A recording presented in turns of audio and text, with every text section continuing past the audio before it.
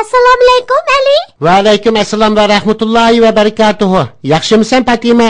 Opam topshirgan ishlarning hammasini qilib bo'ldim. Endi menga shokolad elib bergin. Bo'la, mayli. Top o'ynayotganimni ko'rmadingmi? Birdam saqlab turgan. Menga shokolad elib berdiganga va'da qilgan to'g'ri. Chaqan bo'l. Topingni menga shokolad elib bergandan keyin o'ynagan. Fatima, bo'ldi qila. Sen va'dangda turmading. Va'damda turmadimmi? Ha, va'dangda turmading-ku. Sen buvamning va'dasida turmaslik munofiqlikning alomatlaridan biridir degan so'zni unutib qoldingmi ya? Assalomu alaykum bolalarım. Nima deyishyapsizlar? Alloh bizni va'dasida turmaslikdan o'z panohida saqlasin. Va alaykum assalom va rahmatullohi va barakatuhu. Dada. Nima bo'ldi qizim? Va'dasida turmaslik munofiqlikning alomatlaridan birimi? To'g'ri aytding qizim. Munofiqlar va'dasida turmaydi. Payg'ambar alayhisalom bir hadisda munofiqning belgisi 3. Sözlisi yalğan sözləydi. Vədi bəsə, vədisi turmaydı. Amanətki xiyonat qılıdı degan. Ali, aldыңmı?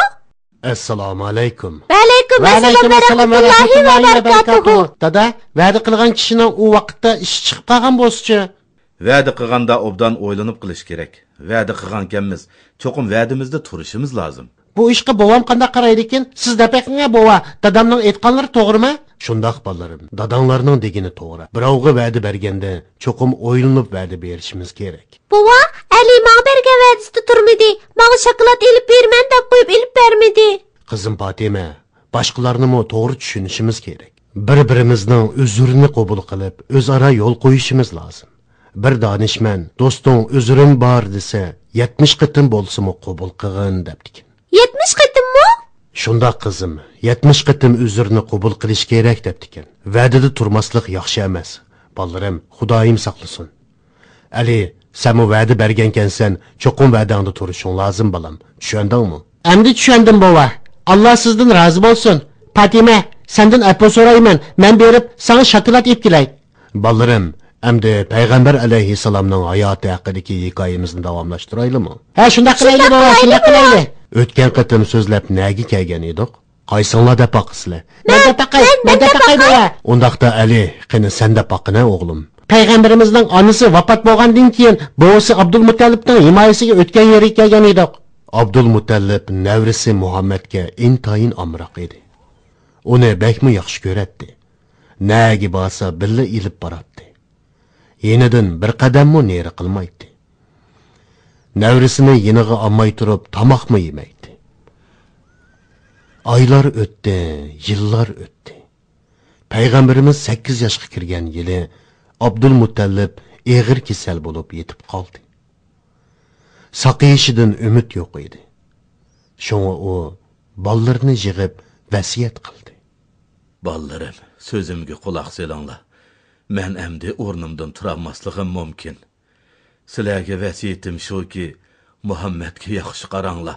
Nima bo'lishidan qat'iy nazar, uni yolg'iz qo'ymanglar. Bu vasiyatimni hargiz esinglardan chiqarmanglar. Sizlarni yaxshi bilasizlar. Uning holidan obdan xabar elinglar. Uni sizlarga omonat qildim. Uni o'z o'g'linglardek ko'ringlar.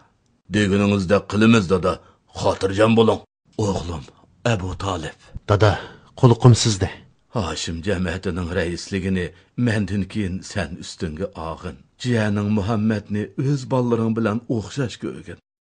Xotirjam bo'ling dada. Muhammadga obdan qarayman.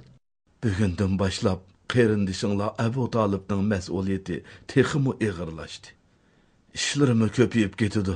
Şuna Muhammed'ga loyiqida qarayanmasa, uning holidan sizlar yaxshi xabar eling. Hamma ishni degininiz bo'yicha qilamiz dada. Xotirjam bo'ling. Mana endi xeli yengillab qoldim. U dunyoga ketsammi, armonim yo'q. Meni birdam yolg'iz qo'yinglar, bolalarim.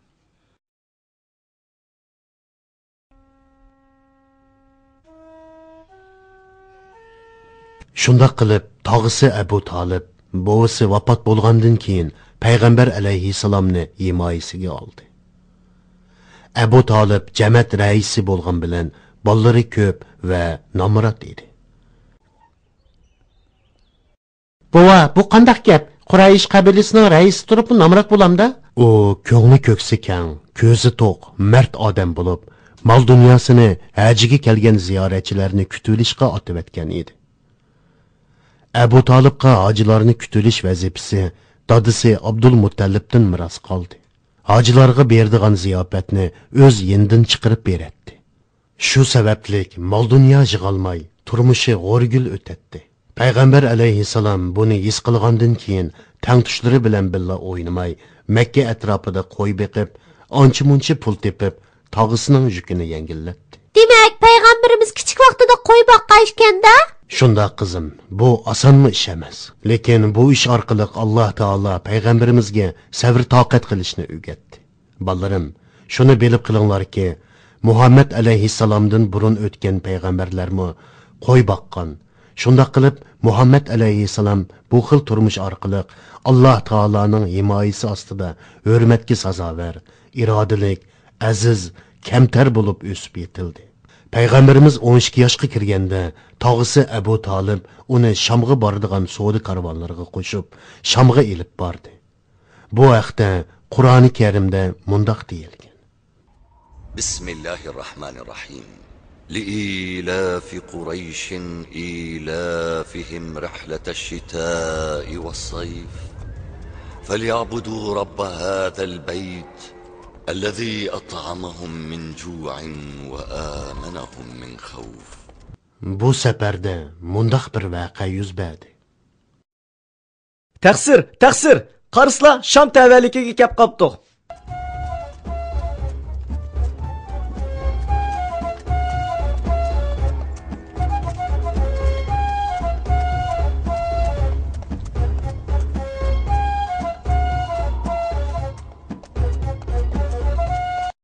Bu Xristiyan rahibi Buhayraning mahallasi.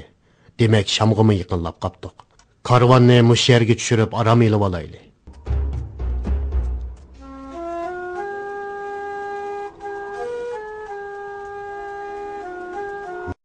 Bu g'alati ish-ku.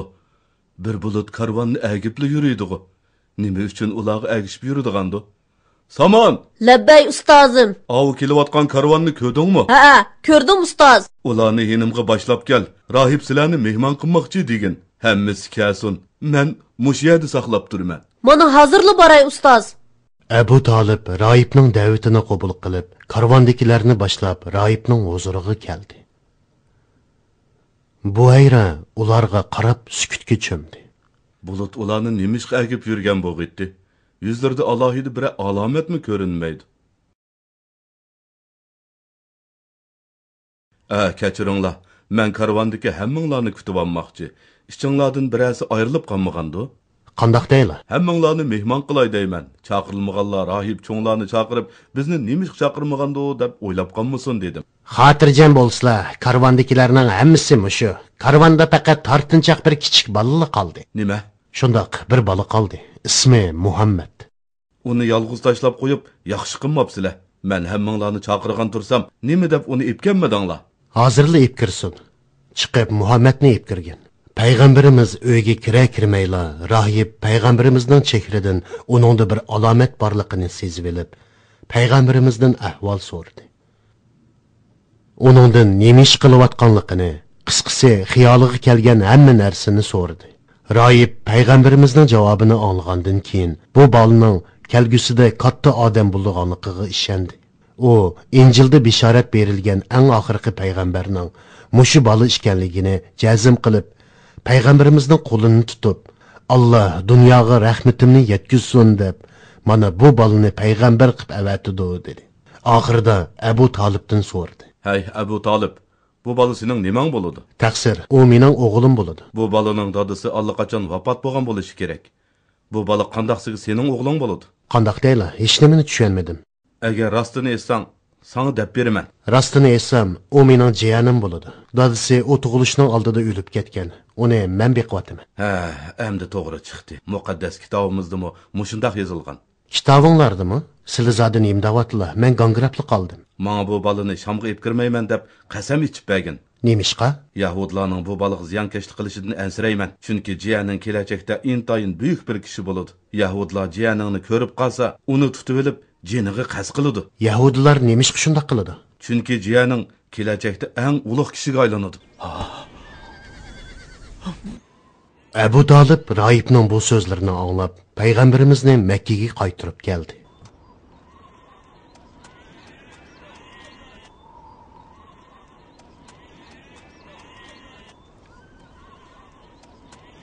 Do'stim, safar tayyorliging bitdimi? Yo'q, texi bitmadi. Karvon atatdigan yo'lga chiqadigan tursa, sen texi tayyorligingni tugatmabsan-ku. Do'stim, sendan yushurmayman. Qo'limda bir muncha mol eshib qoldi. Ularni omonat berib qo'ydiganga Makkada ishonchlik bir odam topolmadim. Qanday qilishimni bilolmadim. Kimga omonat qo'ysam bo'lar? Uning ustiga Qurayshning cho'nglarining hammasi bizning karvonda. Makkada ishonchlik birarni topolmayapman. Mollaringni Abdullohning o'g'li Muhammadga omonat qo'yib ketsang bo'lmamdi? Kimga? Abdullohning o'g'li Muhammadga dedingmi? Ha, dal o'zi. U Quraysh ichidagi eng ishonchli kishi. Mollaringni uningga omonat qo'ysang, xotirjam bo'la olaysan. To'g'ri aytding do'stim, shunda qilay. U ajab ismga kelmabdi. Hozirli uni izlab topay. Payg'ambarimiz Muhammad alayhissalom eng ishonchli va rostchil kishi edi. U shuning uchun Makkada Sodiqul Amin, ya'ni ishonchli va rostchil deb atalgan. Bolarim, bugun payg'ambarimiz Muhammad alayhissalom haqida ko'p voqelik so'zlab berdim. Xudoyim buyursa, davomini kelar qitim aytib beray.